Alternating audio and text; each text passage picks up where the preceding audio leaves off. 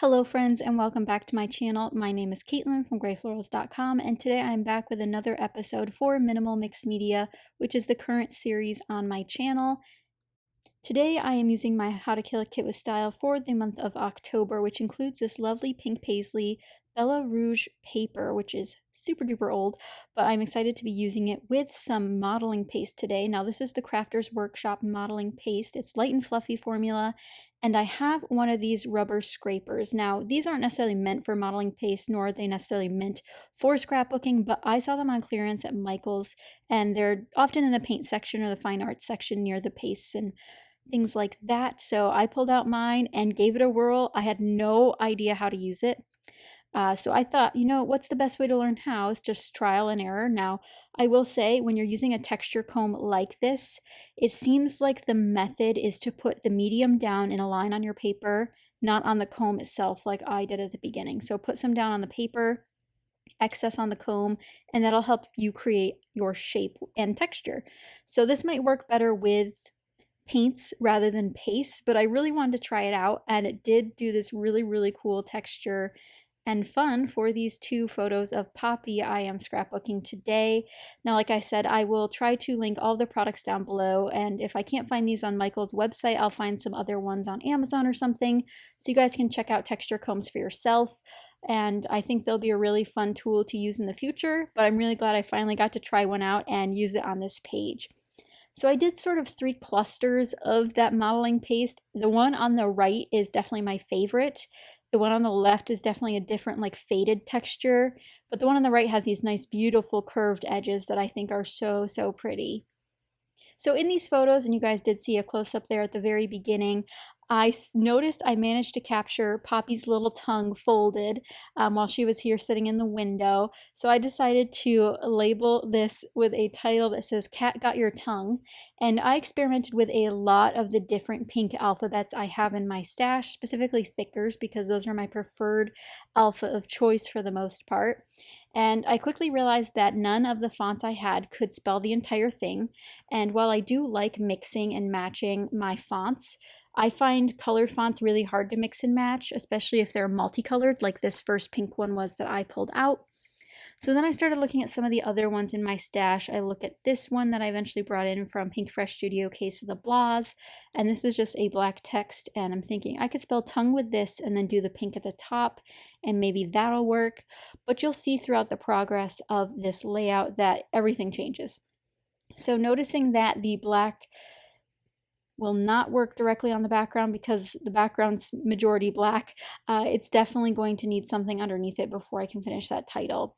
So now I decided to go through my 6x6 papers, which are in this kit, and I pull out the Maggie Holmes Carousel 6x8 and grab this nice marble one to go behind Poppy.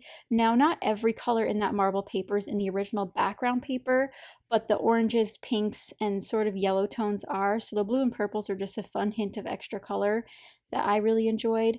I also really wanted to make this Home Sweet Home die cut from Ellie Studio work.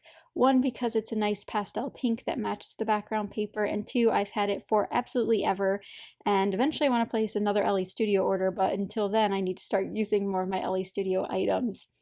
Here's where I start spelling out the word tongue and the question mark in this font again from Pink Fresh Studio.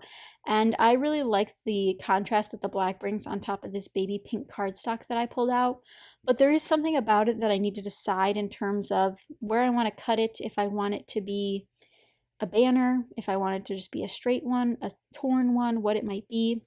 And here you'll notice I put my trimmer on top of that modeling paste on the right-hand side, and I damage it. It was dry to the touch, but it's still very soft to the touch unless you let it sit for overnight before it gets rock hard.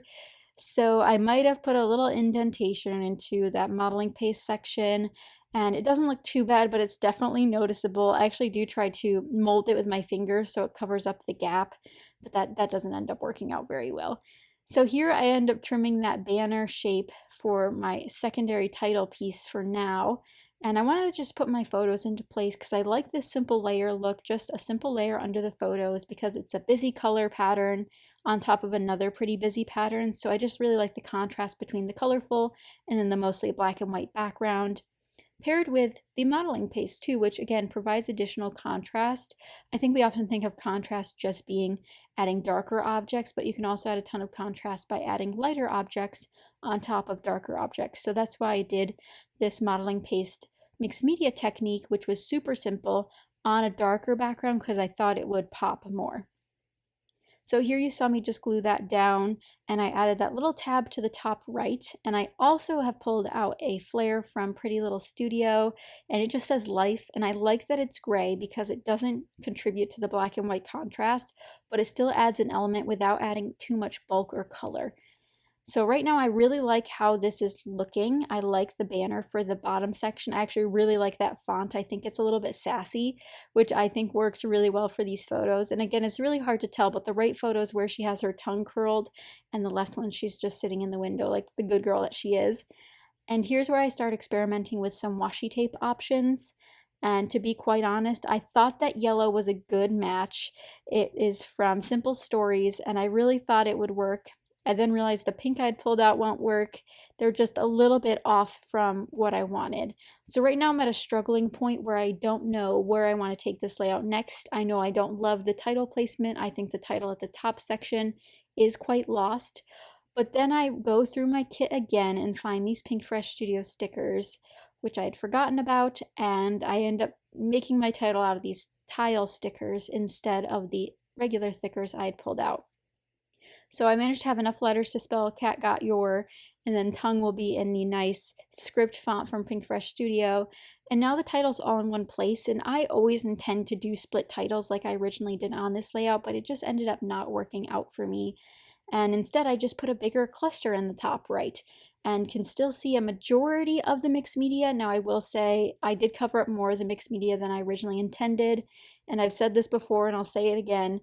Don't do as I do, do as I say. I think it's definitely easier to plan out your mixed media if you know where some of your items are going to go on your layout. So if you can plan your photo placement or your big embellishment placement and then do mixed media, you'll be better off and happier with your results, unlike myself.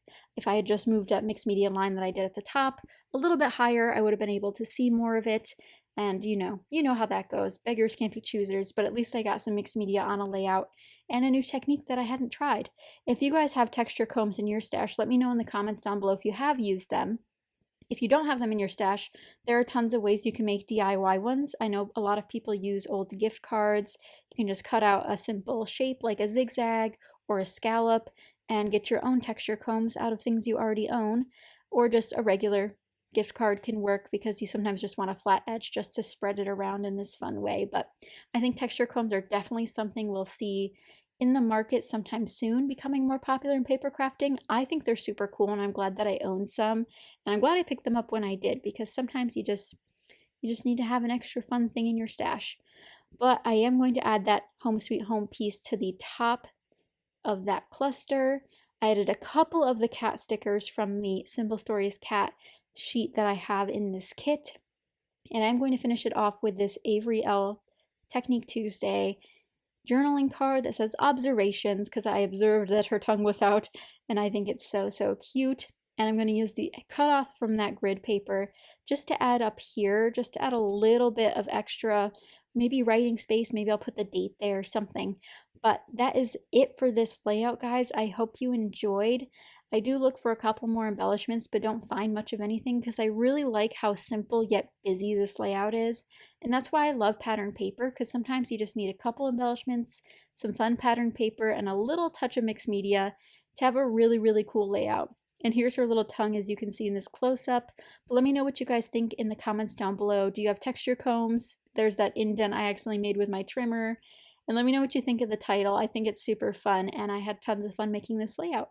But thank you again so much for watching. Be sure to give it a like if you enjoyed, and be sure to subscribe so you don't miss out on future videos, because my upload time is changing, so make sure you have notifications on so you don't miss out.